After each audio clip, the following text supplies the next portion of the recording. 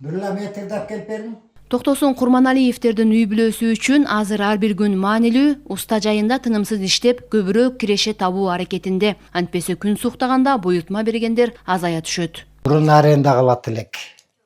Бүтүн мешалка, лазер ар күндөн сурайт элек. Азыр эми жакшы иш жылып атат, жакшы. Бир 6-7 күндө бүтө турганды 3-4 күндө бүтүп коюп атабыз. 15 күндө бүтүп турганды 10 күндө бүтүрүп атабыз. Баары инструменттерибиз бар, жакшы. Аялыңыз жардамчы экен да? Жардамчы. Анча-мынча сантингке кирип кетербиз, кармашат. Анча-мынча үй жакканда келип кармашат бала чака.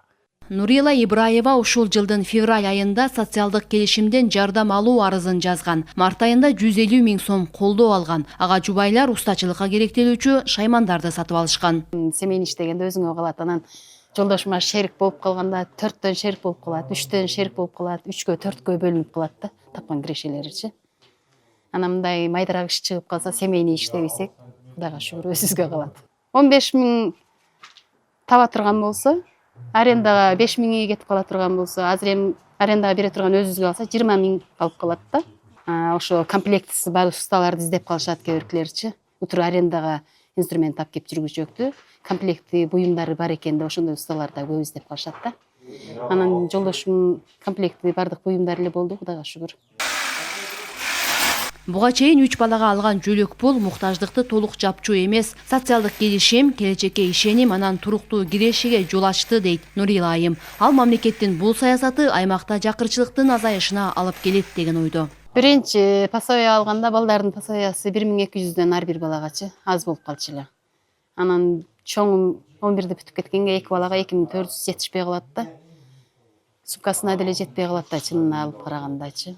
Анан ал кийин соцконтракт каралгандан кийин буну менен иштеп тапкан акчага эми балдардын каржыларын, буюм эмелерин алганга жетип калат. Өзүбүзгө деле жетет. Эми балдардын тамак ашына дагы украбай чыгып турат да. Пасояны күтүү 2400 күтүп отургучакты жакшы.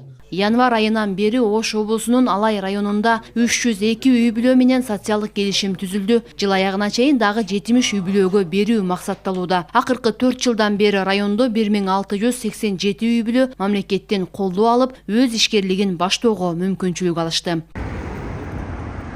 Кенжебек Маматсадыкова, Нурсултан Абдикарим уулу, ЛТР, Ош облусу.